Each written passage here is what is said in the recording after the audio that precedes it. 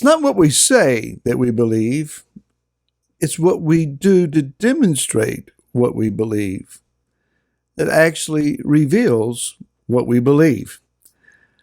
As Barry Phillips with 10 Minute Torah, day 1 of the Torah portion, Lecha.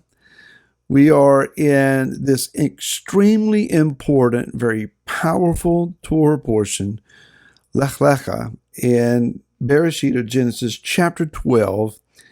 And today I want to read the first 6 verses to begin, and then we're going to go over to the book of Yochanan, or John chapter 8. Yahweh said to Avram, "Go yourself out of your land, from your relatives, and from your father's house to a land which I will show you. And I shall make you a great nation and bless you and make your name great, and you shall be a blessing. And I shall bless those who bless you and curse him who curses you, and in you all the clans of the earth shall be blessed." So Avram left as Yahweh had commanded him. That's important. And Lot went with him, and Avram was 75 years old when he set out from Haran. And Avram took Sarai his wife, and Lot his brother's son, and all their possessions which they had gathered, and the beans which they had acquired in Haran, and they set out for the land of Canaan. And they came to the land of Canaan. And Avram passed through the land to the place of Shechem, as far as the terebinth tree of Moreh. That time the Canaanites were in the land. Now let's just pause there. This week I want to focus on a particular question, a particular angle, and then answer that. It is found in the book of Yochanan, or John chapter number 8, where Yeshua is addressing a group of people that are his followers, in that they say they are ones who believe in him. And he is challenging them on the level of their belief.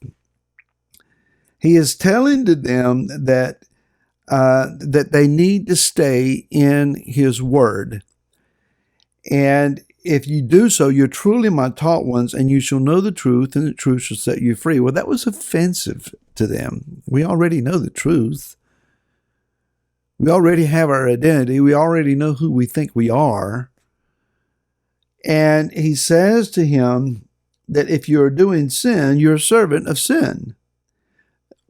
We're free. We've never been a slave to anyone. Maybe you kind of forgot a few things in your history. That's certainly not necessarily the truth. And he says in verse 37 something that's kind of shocking to us who read and to those who heard. He says, "I know that you are the seed of Abraham, but you seek to kill me because my word has no place in you."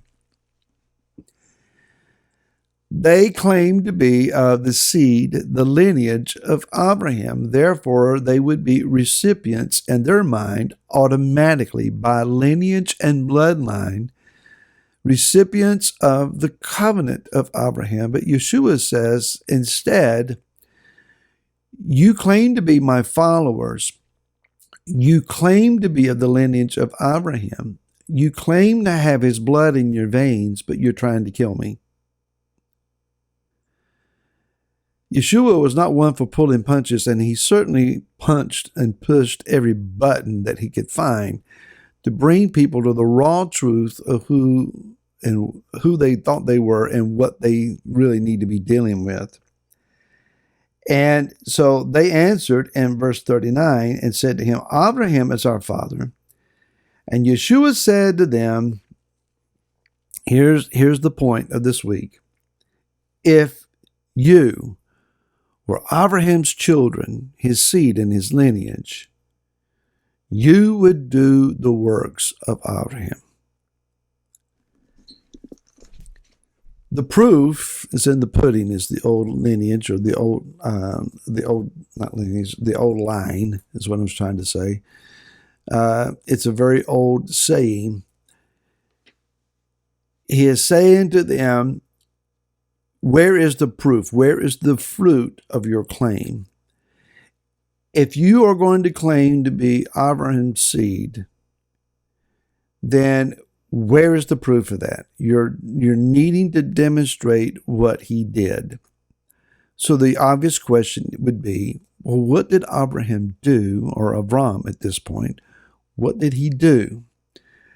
Back in our Torah portion, Lecha, Bereshit, or Genesis chapter 12, verse 1, Yah gives to him the command, Lecha, get up and get yourself going, get out of here. Where Avram was living was in the region of Chaldea, what we would call Babylon.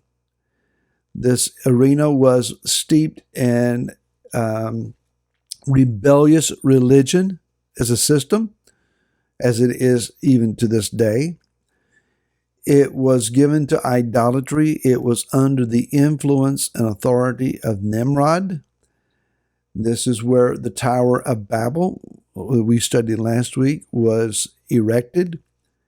This is where men were seeking to shake their fist in the face of the Creator and say, we're not going to do it your way. You're going to listen to us.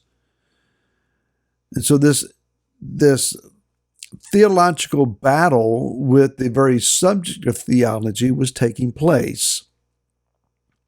Man trying to create Yah in man's own preferred image, whereas Yah has said to us in Exodus or Shemot chapter number 20, I will not allow you to put a mask on my face. You will have no other gods, no other identities, no other God mask before me. You're not going to re-identify me. I am who I am. I am who I will be. And so Avram listened to the voice in spite of all that was influential around him. He listened to the voice of this one that he has discovered in his culture. He is walking contrary to the main trends of the day and choosing to follow the voice that he is listening to of Yod-Heh-Vav-Heh, and he gets up and gets out according to what Yah has said. Now, it may not have been an instantaneous 24-hour period, move out of the house and start down the road process, but he listened. This means then that he was forsaking everything that is familiar to go to what is unfamiliar. Think about this. He is leaving all that he knows and understands, all that he is accustomed to, all that is culturally defined for him, all that he has been raised to believe, and makes an abrupt change, leaving this area, leaving all that has been, as I said, familiar to him, and moving then to the totally unknown, unseen, unfamiliar, in order to find a closer relationship with the one who is speaking to him. Laura and I have had the privilege and occasion, I guess you could say, on multiple occasions to move from one town to another in the course of being transferred or transplanted in our ministry efforts. Going to a new town, going to a place you've never lived before, one of the first jobs is not only unpacking the boxes and setting up the house, but getting in the car and trying to figure out how to navigate the streets and the roads and become familiar with the little areas of your community. Where is the banks? Where are the libraries located and the schools, and how do we get to the grocery store and so on? You have to learn these things. And it's a little unnerving at first until you become familiar with it. Abraham had the same issue, not with the same business types that we were accustomed to finding, but to learn to live in a new community. Are you willing to forsake the familiar, to embrace the unknown and the unseen, all in the process of finding the face of him who has been speaking to you? More about this tomorrow. Until then, shalom.